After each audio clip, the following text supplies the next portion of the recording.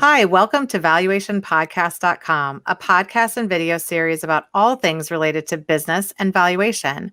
My name is Melissa Gragg, and I provide divorce valuation and mediation services in St. Louis, Missouri.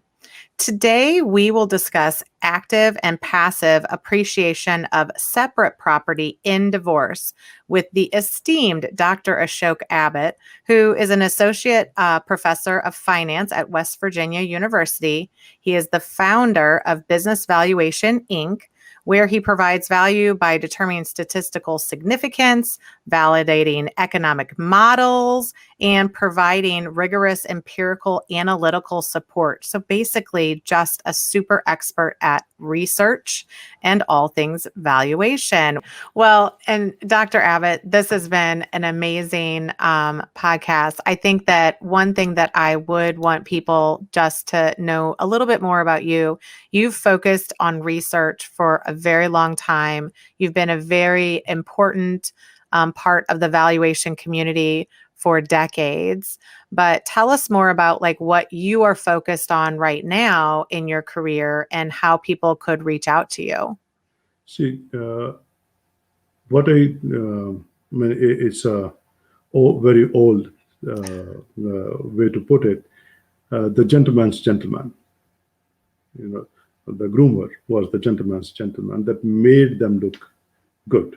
Mm-hmm. So that's what I look at in valuation.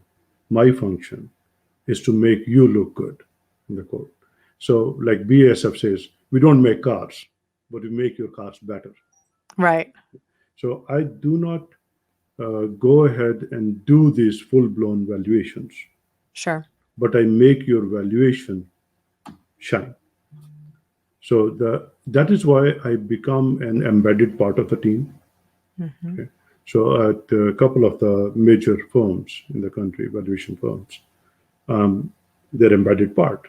So when a specific question comes up, like discount for lack of marketability, blockage, active passive, okay, statistical testing, where what has started happening, I've started noticing that about 10, 15 years ago, is that a lot of people are running regression models and presenting them to bolster what they are doing. Mm-hmm. However, there are certain fundamental assumptions that need to be met before you can use a regression model.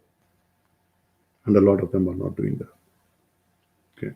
It's regression is something, I mean, mathematically, it's a fairly simple equation. Mm-hmm. However, what goes into that equation and whether those variables belong or they don't belong there, that becomes the issue. Well, and just describing it, I mean, I think that if, there's always going to be cases that can't warrant multiple experts. We understand that. But when you have a situation such as the $1 billion Ham v. Ham case, it's going to require somebody that just comes in. Like, I'm even thinking as a valuation expert, like, why wouldn't I want to pass off the hard part to you? And that's what happens. I mean, that's where I come in, because remember, for a valuation firm to have someone like me on their payroll full time is a luxury, Mm-hmm. right? And at times, I mean, unless they are really the kind of cases that I work on, typically in a mid-sized firm, I'm not talking about a large-sized firm, where I may have 10 of those in a year. But in a mid-sized firm, there are going to be only 1 or 2 in a given year. Sure. And at that point, having someone full-time sitting there is expensive. Mm-hmm. I mean, I'm not being facetious, but it is expensive. It's a fixed Mm-hmm. cost. And so the more fixed costs you can turn into variable costs, better your realizations are.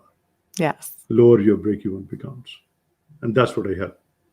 Yeah, no, I think that's been very helpful. And we're going to provide your contact information, Sure. A link to the report, the research report. It might take them 1 or 2 times to read through it because it is It is good valuation theory. It's not fluff by any See, means. JFAR is a respected journal Mm-hmm. for forensic accounting.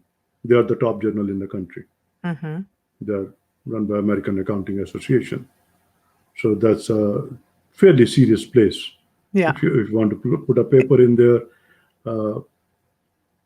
from the like I've been active in this area, but from the time I started writing this paper and it went through the revisions and all, it was almost 1.5 years Oh my gosh. from the time of first submission to the time that they said yes,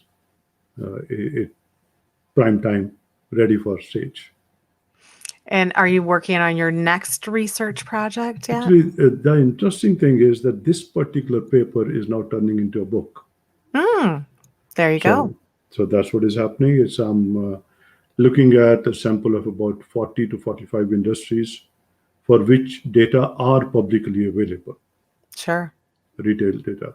So this the same concept, but this had one specific used car dealerships, where that's an area that had not been explored and is now becoming a very significant part of automobile dealership networks. That's awesome.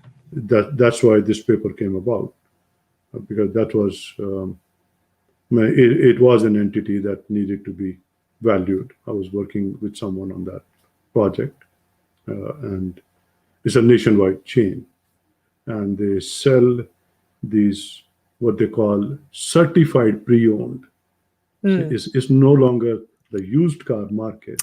Yes. But what the luxury car makers have done is, as the prices have been going up, they have started, and a lot of the sales are being done to Hertz and other places where they're leasing companies. So these leases, when the cars come back off the lease, the manufacturer is taking it through the factory, refurbishing it, changing anything that needs to be changed.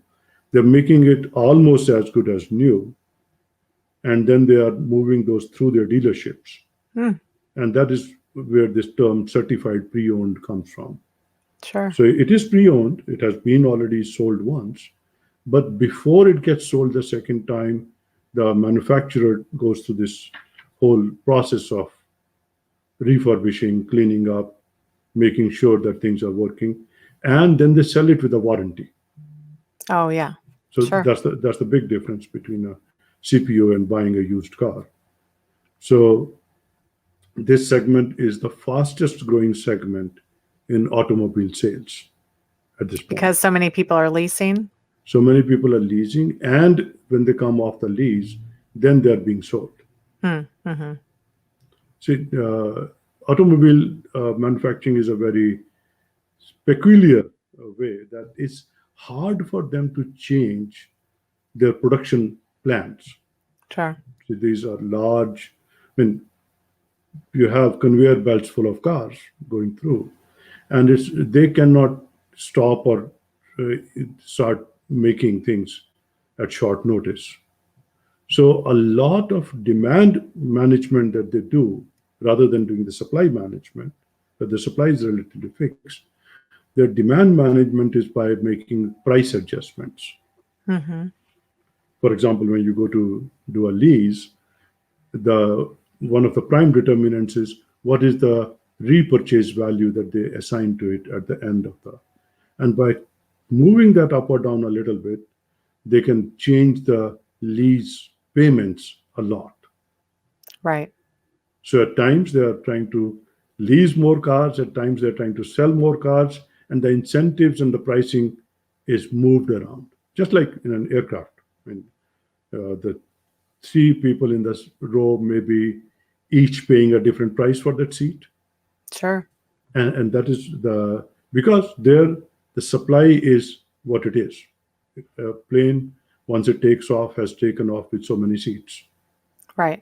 So you change the price to fill those seats, or if there's a big demand, to make it more expensive for someone who definitely has to go on that flight.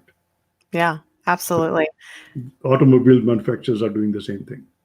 That's awesome. And when you have the book out, it's going to be basically a guide for the It's a guide. It's a guide to passive appreciation. Good. I think that will be very valuable. I think it will be useful because it illustrates the concept through different industries. And the way the publishers are planning is that it would be redone every year because Sure. the new data come up, all the demographics, so it will be updated every year. So it will become a serial publication. Yeah. And something that we would need every year to update our own It analysis. would be useful. Yes. Let's put it that way. Well, It's a good tool to have. yeah, It's absolutely. something. Especially So because, like we said before, you're not going to deal with this concept as much as some other concepts. And so when you then deal with it, if you can't call in, an expert like yourself to come and help, then you're going to need to know what you need to know. right, you need to know the parameters, Correct. and then so the idea is that once you can narrow down the parameters, negotiation becomes much easier. Absolutely. Because ultimately, it is something that both sides agree to, or the judge finds in between those upper and lower bounds.